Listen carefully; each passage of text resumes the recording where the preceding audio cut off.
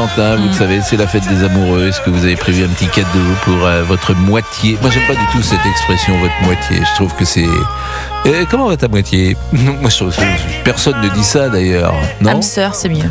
âme sœur, c'est joli, oui. Mais l'amour est-il en danger? Je ne sais pas. Est-ce qu'on s'aime plus ou moins avant? Je n'en sais rien pour tout vous dire. On va être avec Sophie Pilser qui est sexologue dans une seconde. Mais écoutons peut-être Eric Nolot, ce qu'il disait sur CNews sur l'amour. Ça arrive. Le temps d'appuyer sur les boutons. Eric Nolot. Quand, en tant qu'homme, vous êtes associé à longueur de journée à un sexe délinquant, criminel, par nature, je vous jure qu'à force, ça finit par infuser dans les têtes et que nous, on a un peu de bouteille, mais les jeunes générations, ils ne savent plus sur quel pied danser avec les femmes.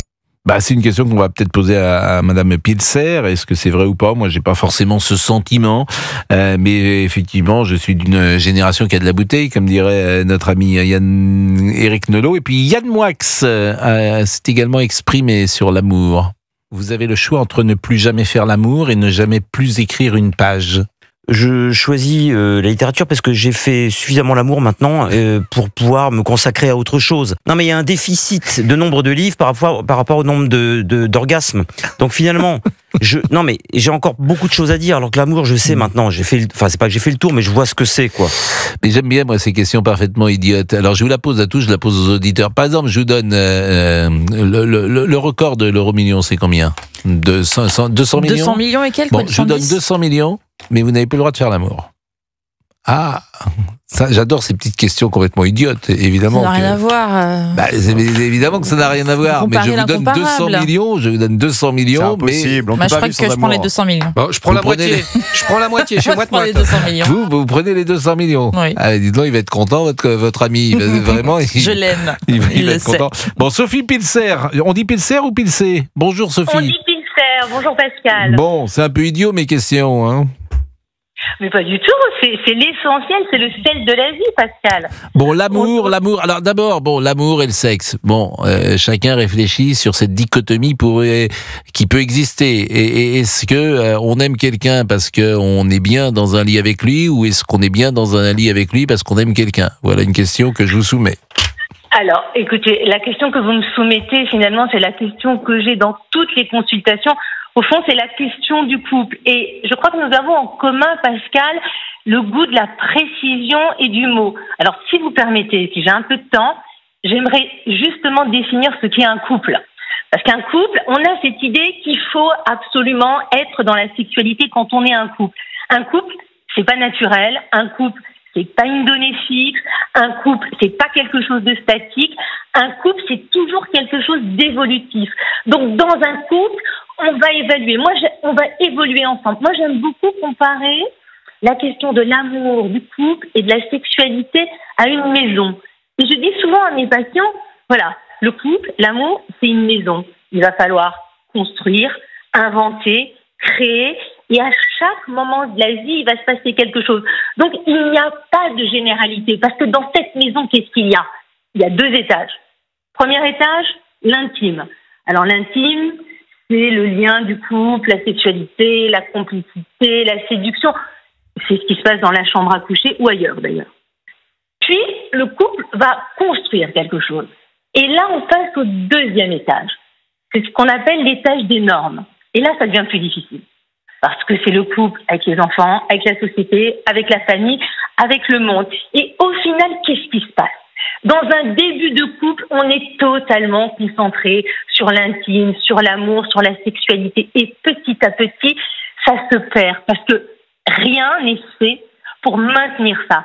Donc, moi, je n'ai pas de modèle ou de prêt à penser sur la question est-ce qu'il faut faire l'amour, pas faire l'amour. Ce que je sais, c'est que quand on est en couple, si on laisse tomber son intime, si on n'est pas actif dans sa sexualité, dans le fait d'aller vers l'autre, eh bien, effectivement, tout ça, ça va s'évanouir. Donc, un petit conseil. Ce que je conseille souvent à mes patients, mais d'ailleurs, je pense que pour chaque thématique, il faudrait presque une émission.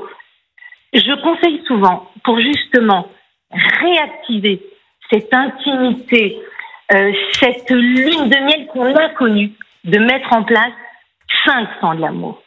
Et ce soir, c'est peut-être mettre en place quoi? J'ai pas compris. Mettre en place il faut penser, il y a 5 temps de l'amour. Ah, 5 temps de l'amour, les 5 temps de l'amour. Oui. 5 temps de l'amour qui se font très naturellement dans un début. Donc le premier c'est quoi? Temps de l'amour, c'est la séduction. Oui. Mais la séduction. D'accord, le deuxième? Ça veut dire amener l'autre, la tendresse. Et le troisième, peut-être une situation érotique. Et le quatrième, peut-être l'excitation. Mais au fond, on s'en fiche qu'il y ait ou non rapport sexuel. Il faut mettre en place ça. D'accord. Et le cinquième? Et le cinquième? La sexualité.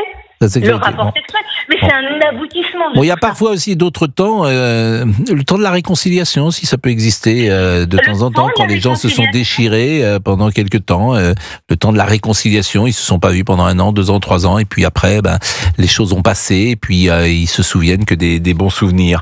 90% des Français pensent qu'il n'est plus possible d'essayer de séduire au travail.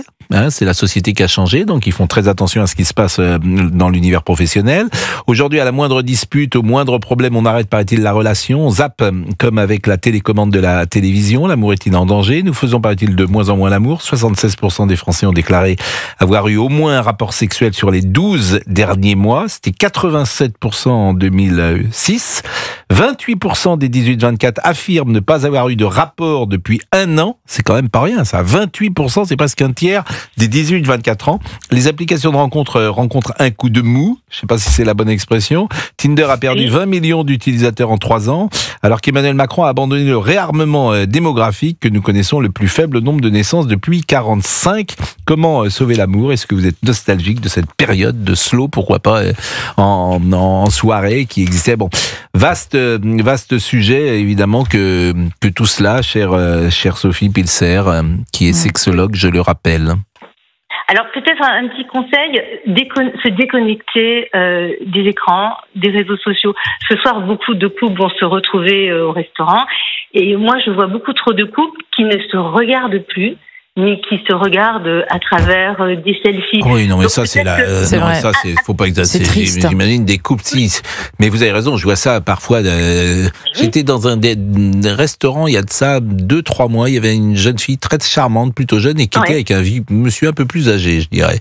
Et effectivement, elle était sur son portable pendant tout le temps du dîner, et elle regardait, elle scrollait, et puis alors lui, je sais pas ce qu'il faisait.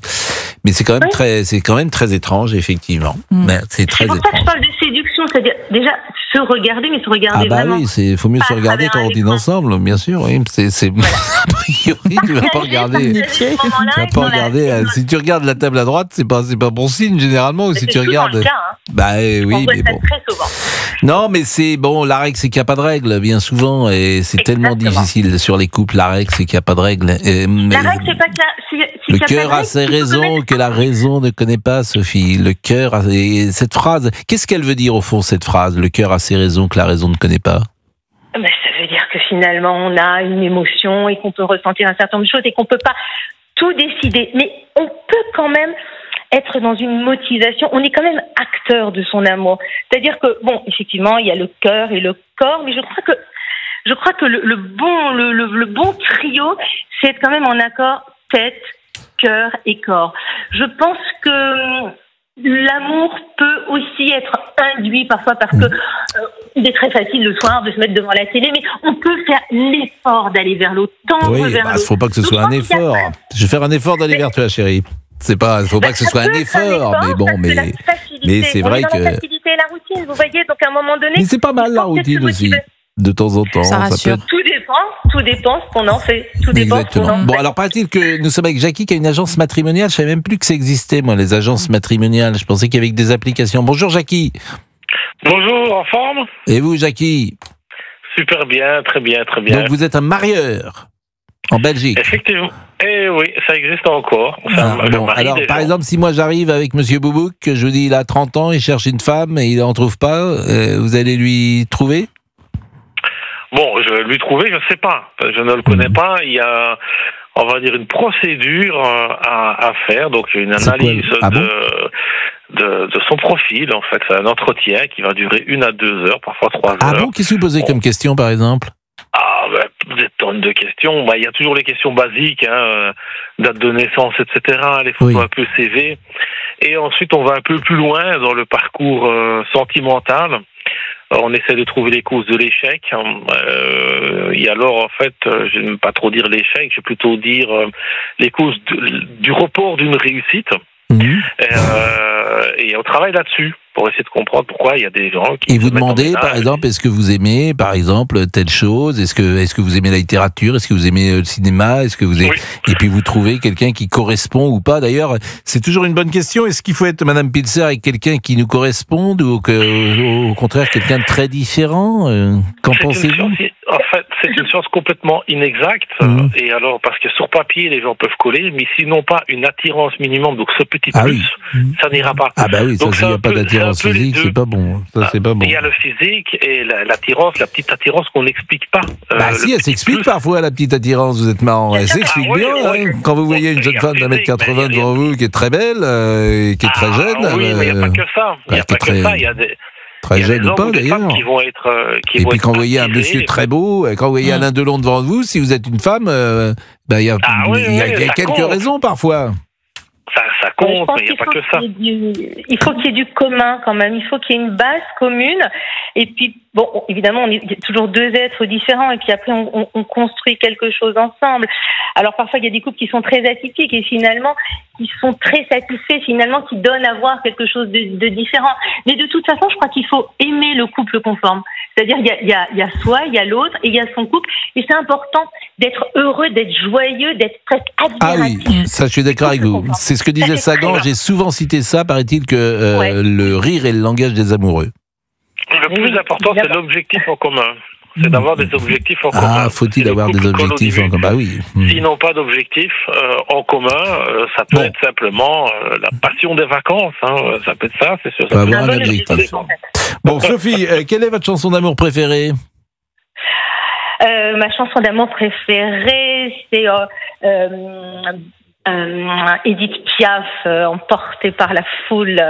C'est celle-ci que j'aime. Emporté par la foule. Bon, et vous, monsieur Jackie, est-ce que vous avez une chanson d'amour préférée, peut-être de Brel, vous qui êtes du pays de Brel? Non, moi je suis plutôt Rocky 3, rien à voir. Ah oui, effectivement. Bon, Rocky 3, c'est pas vraiment une chanson d'amour. Bon, est-ce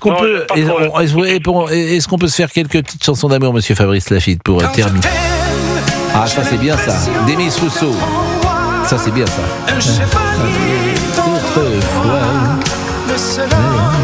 Sur la terre, quand je t'aime. On s'aime, s'il suffisait d'aimer. C'est beau. Si l'on changeait les choses un peu, rien qu'en aimant donner. Savoir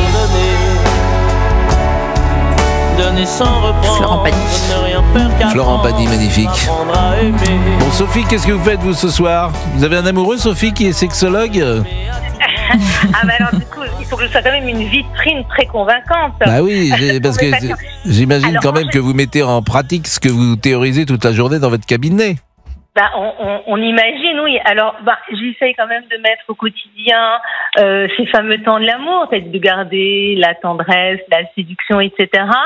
Moi, je pense que je vais faire ce que j'appelle une petite évasion amoureuse. Pas obligatoirement ce soir, c'est-à-dire prendre un moment de déconnexion. On va pouvoir aller peut-être se promener, faire quelque chose de différent. Je vais plutôt opter pour un espace où il n'y a pas trop de monde autour. Voilà. Bon, bah écoutez... C'est pas mal aussi, effectivement. Moi, ce soir, bah, écoutez, c'est un moment, effectivement, le vendredi, c'est un peu plus calme que dans la semaine, parce que moi, j'ai un programme où je suis couché à 23h. Je suis un peu psychorigide là-dessus. Donc, comme je me lève tôt le matin, il faut que je sois en forme. Du lundi au jeudi, je me couche tôt. Mais ce soir, effectivement, bah, on va pouvoir dîner, et puis, comme ça, faire des choses, parler un peu plus longuement, et puis avoir le plaisir d'être ensemble. C'est surtout ça. Le plaisir.